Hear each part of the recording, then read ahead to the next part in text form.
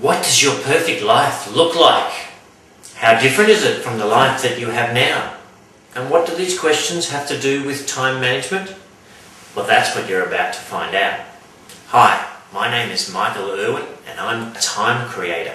I specialise in helping people find more time and work less hours and reduce their stress. Some of my clients work 5, 10, up to 20 hours. They work less and yet they achieve better results and have a greater sense of balance in their life.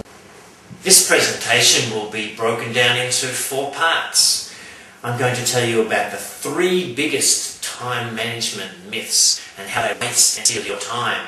And I'm going to show you how you can overcome those so you can create more time. And then the 4th part in the presentation is going to be a final chapter in a story that I'm going to tell you. See, I'm going to share with you a story about Robert, a client of mine.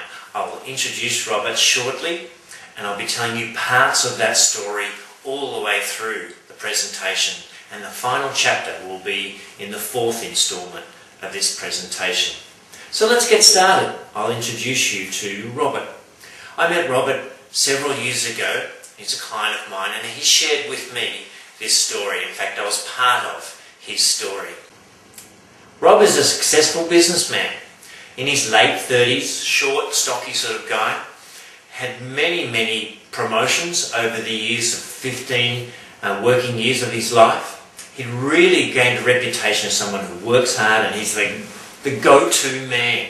He loved this idea that, and he developed a reputation that when something needed to be done in the company, some project needed to be delivered on time, a report needed to be out quickly and accurately, then Rob was the guy that you go to. And this had earned him a great reputation. As I said, it has been the reason why he got several early promotions. And he really kept delivering on this particular reputation.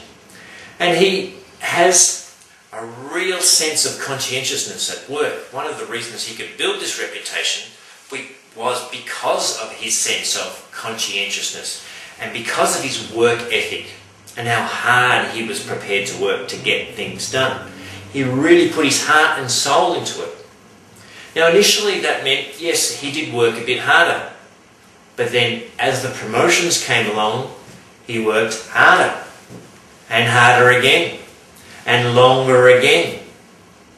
The most recent promotion that he had as we started this story, he'd been in the role for just over 15 months and he was really noticing that to maintain this reputation for getting it all done, always on time, in the right way, was taking many hours. And his wife was starting to get a bit upset about how much that work was dominating his life. You see, initially she was fantastic and supportive and he would be working 50 hours a week and that was okay. And then he'd be working 60 hours a week and that was good, but then the kids started to come along. And then he started working up to 70 hours a week. And by this stage, he'd had 3 children. And now in this current role, 80 hours a week was consistent. Sometimes many more as you work to 1 and 2 in the morning trying to keep up with the projects that needed to be done. And Rebecca, Robert's wife, she was stuck because she wanted to support her husband, but she was getting frustrated at the fact that he was never around. She was getting frustrated at the fact of how much time he was spending at work. And she couldn't see where it was all leading to, because through his working career he just worked longer and longer hours. He can't continue to do that. It's just not sustainable. So she was a bit worried about him. But mostly she was concerned about her children. Hannah, 9, going on 19, growing up so quickly. And Rebecca was really concerned that Rob was missing out on this. Lockie, a bundle of energy, as 6-year-old boys usually are. And then there's Josh, 3-year-old Josh, just the life of the party, an amazing sense of humour for such a young kid, and he loves to be the centre of attention. And again, Rebecca saw that Rob was missing out on all of this. So she really wanted to try and have an influence, help Rob to think about having a greater sense of work-life balance. But it was a real sticking point, a point of argument for them, because Rob wanted to be able to deliver. He had to do what he had to do at work to get the job done. And the way that he's always done that, the way that he'd always got the results in the past, was by working harder. Now in this new role, it was a real struggle. And Robert recognised that. He just wasn't sure what he could do differently. He wanted to maintain that reputation, and he actually loved the idea that that was of great value in the organisation, and that's how people saw him, and that was important. He wanted to maintain that, but how does he maintain that and try and work less? It's a very difficult scenario that many people find themselves in today. Well, one day, Rob's in his office. You see, he made a promise to his wife about being home on time that night.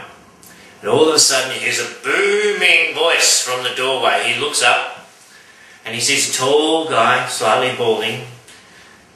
This is his boss, Graham. And Graham says, "Rob, need your help, mate. Got a report. The CEO wants it tonight. He's getting on a plane tomorrow and he wants it done. And I know you're the man. I can always rely on you, Rob. Can you stay back and get it done?"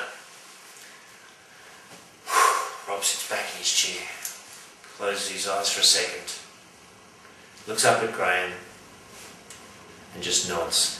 All the time his head's spinning, butterflies in his stomach. What is he going to tell Rebecca? Well, the phone call's got to be made. It's about 5 o'clock in the evening. Picks up the phone. "Hi honey, how are you?" "Yes, oh, yep. Busy, yes, I can understand. Busy with the kids, trying to get dinner ready. Yep. Okay, yep, sorry.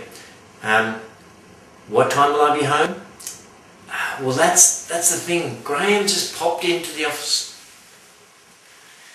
Yes, I do remember that your mother's coming. Yes, but I'm sorry.